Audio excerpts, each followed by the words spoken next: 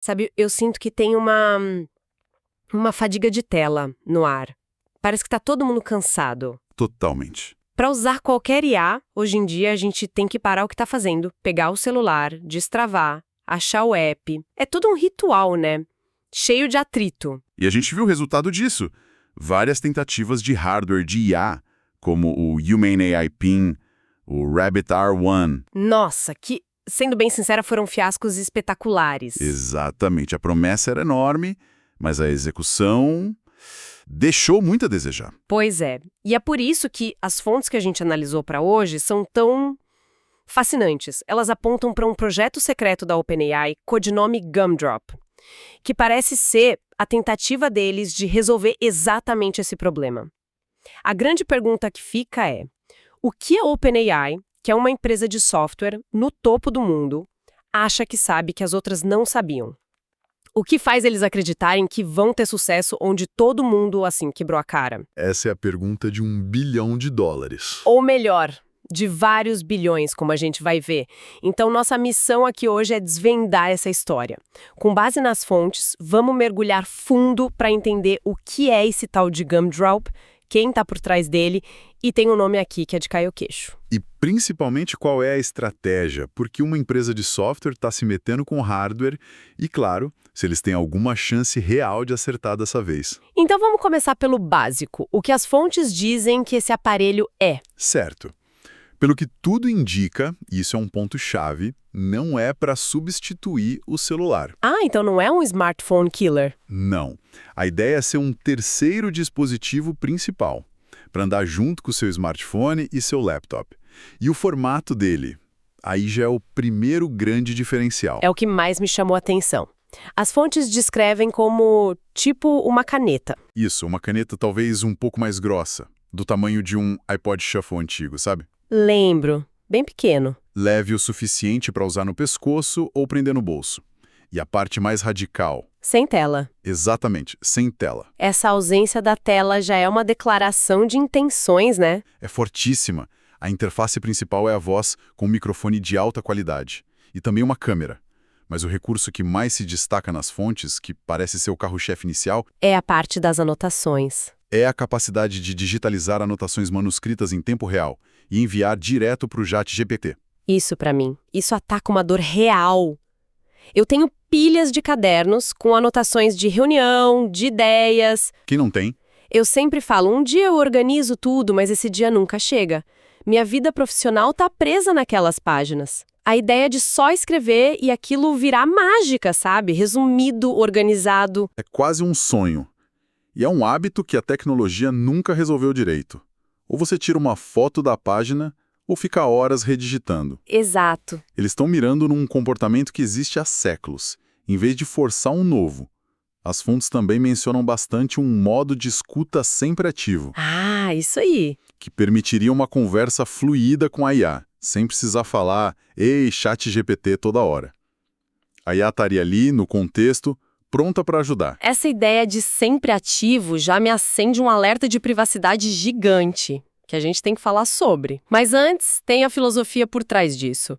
O CEO da OpenAI, o Sam Altman, usou uma metáfora muito curiosa. A da cabana? Isso. Ele disse que a sensação do dispositivo deve ser como uma cabana à beira de um lago. Calmo, sereno, simples. É o oposto de mais uma tela piscando, gritando por atenção. É o conceito de tecnologia calma. A ferramenta se adapta ao humano, não ao contrário. Mas para criar um objeto que passe essa sensação, que seja desejável, que seja íntimo, você não pode só contratar um engenheiro qualquer. Não mesmo. Você precisa de alguém que entenda de design num nível quase transcendental. E aqui a história fica assim, cinematográfica. Porque, segundo as fontes, eles não contrataram qualquer um. Eles trouxeram Jony Ive. É um nome pesado. Para quem talvez não ligue o nome à pessoa, Jony Ive foi o mago do design da Apple por quase 30 anos. Ele é o pai do visual do iMac, do iPod, do iPhone, do iPad. Ele não só desenhava produtos, ele criava ícones culturais. E é fundamental entender o que o Ive traz para essa equação. Não é só estética, não é só deixar o aparelho bonito. Não é só a casca. De jeito nenhum. É uma obsessão pela simplicidade, pela experiência do usuário, pela forma como o objeto se sente na sua mão, sabe? O clique da rodinha do iPod, Clássico. o peso do iPhone. Isso é Jony Ive. Foi exatamente essa sensibilidade que faltou no Human AI Pin, que era um trambolho esquisito de usar. Verdade. Ive cria objetos que as pessoas querem ter antes mesmo de saber para que servem. E a OpenAI não chamou ele só para ser consultor. A aposta foi muito, mas muito mais alta. Foi all-in. Total. As fontes indicam que a OpenAI adquiriu a nova empresa do Ive, a IO Products, e o acordo foi de 6,5 bilhões de dólares. 6 bilhões. E meio. Por uma startup de hardware que nem lançou nada ainda. Isso não soa um pouco como desespero? Tipo, uma admissão de que eles não sabem fazer hardware? Olha, essa é uma leitura possível, a do desespero. Mas a outra leitura, que as fontes parecem apoiar mais, é a de um comprometimento absoluto. Certo. Isso sinaliza para o mercado, para os concorrentes, que hardware não é um experimentozinho paralelo para a OpenAI. É o futuro da empresa. Eles estão pagando não só pelo talento do Ive, mas pela credibilidade que o nome dele traz. Eles compraram uma grife de design inteira. Exatamente. Para garantir que o primeiro contato físico das pessoas com a IA deles seja perfeito. Ok, o investimento é colossal, o designer é uma lenda, mas isso me leva à pergunta central. Por quê? Porque uma empresa que está no topo da cadeia do software precisa gastar bilhões e entrar nesse mercado brutal de hardware. A resposta, segundo as fontes, está na maior fraqueza estratégica da OpenAI hoje. E não é a tecnologia deles. Não. Não, é o acesso. O acesso ao usuário final. Eles construíram um motor de Fórmula 1, mas para correr eles precisam alugar o carro de outra pessoa. O ChatGPT vive refém dentro de plataformas que eles não controlam. Explica melhor isso. Como assim, refém? Pensa bem. No iPhone, a porta de entrada para IA por voz é a Siri, da Apple. Claro. No Android, é o Gemini do Google, cada vez mais integrado no sistema. As lojas de aplicativos da Apple e do Google são os porteiros. Elas decidem quem entra e ainda cobram um pedágio de 30%. Entendi. A OpenAI depende totalmente das suas maiores concorrentes.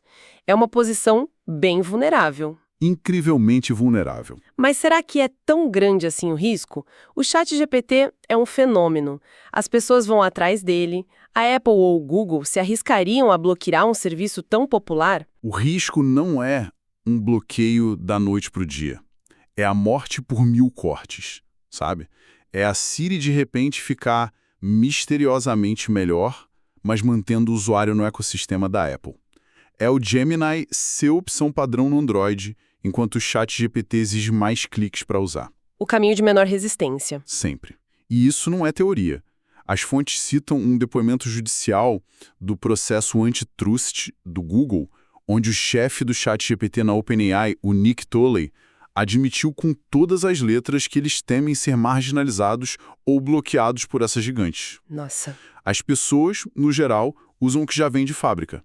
E a OpenAI não tem uma fábrica. Até agora, então o Gumdrop é a fábrica. É a tentativa de criar um canal direto, sem intermediários para o usuário. Contornar as lojas, as assistentes padrão e criar um novo hábito de interação. Baseado em voz e em algo natural, como escrever. Exatamente. E é aqui que a gente volta naquele seu ponto sobre privacidade. Porque esse canal direto tem um benefício secundário para a OpenAI que é um pouco desconfortável. Ah, eu imagino. As fontes usam um termo bem forte, reality scraper, ou raspador de realidade. Raspador de realidade. Isso soa distópico. O que significa na prática? Significa que um dispositivo como o Gumdrop, com microfone e câmera potencialmente sempre ativos, vira uma fonte contínua de dados de altíssima qualidade. Áudio de conversas, o contexto do ambiente, o som de uma rua, o silêncio de uma biblioteca, o seu estilo de escrita à mão, tudo isso é ouro puro para treinar os próximos modelos de IA. Claro, os dados do mundo real. Estão virando o recurso mais escasso e valioso nessa corrida. Um aparelho desses é um poço de petróleo de dados. Então a questão da confiança não é só um detalhe, é o pilar central do produto.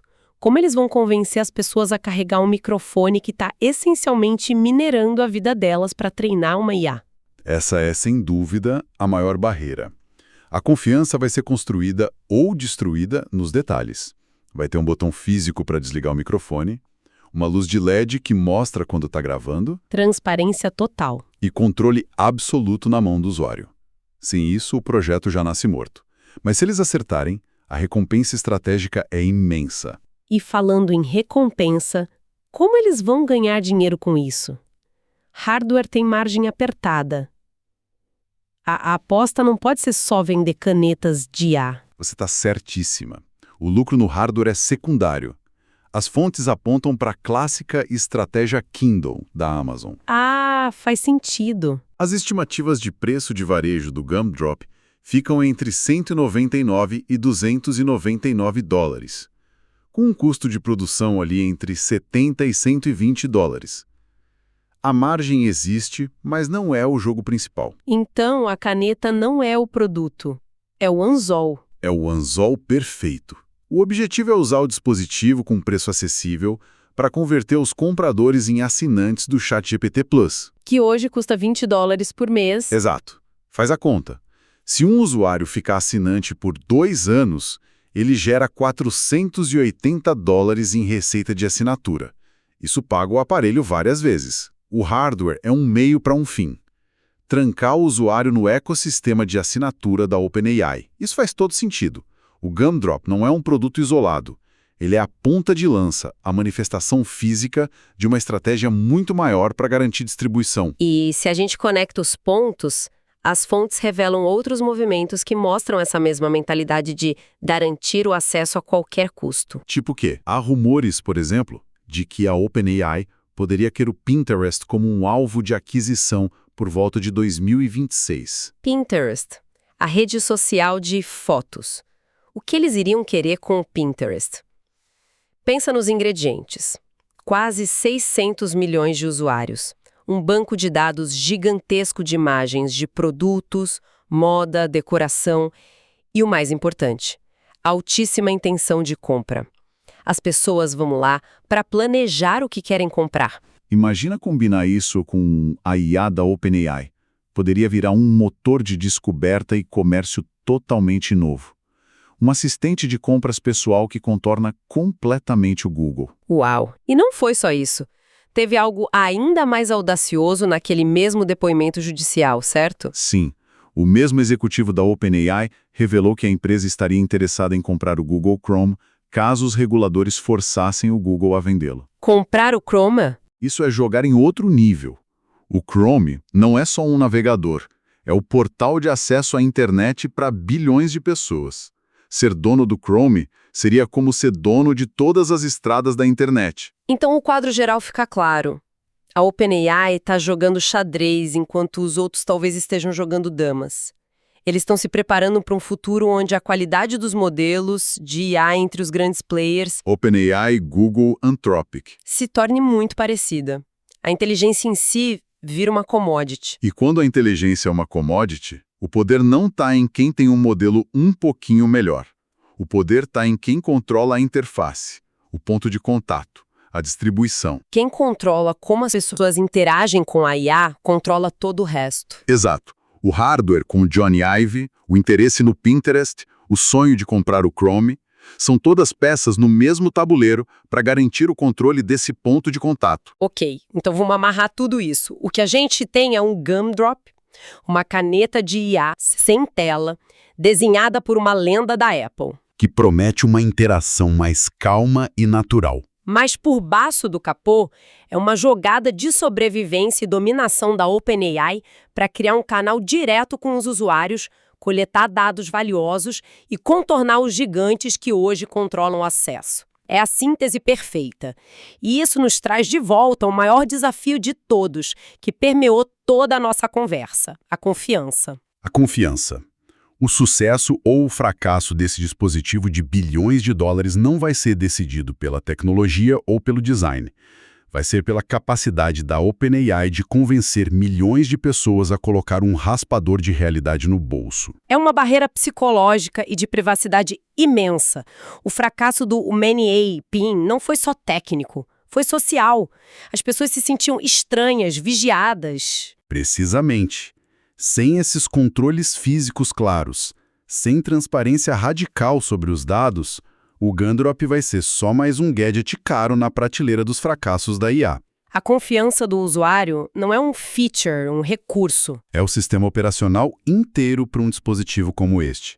Se eles não entenderem isso, Jony Ive pode desenhar a caneta mais linda do mundo e ela ainda assim não vai a lugar nenhum. O que nos deixa com uma reflexão final.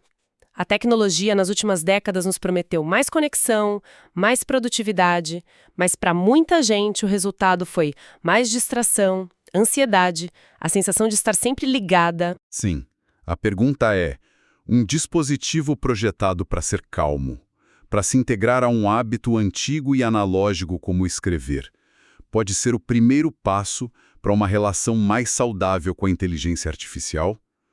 Ou, no fim das contas, é só um cavalo de Troia mais elegante? Uma forma mais sutil de nos manter gerando dados o tempo todo, sem nem percebermos que a tela se foi, mas a conexão, essa é mais permanente do que nunca.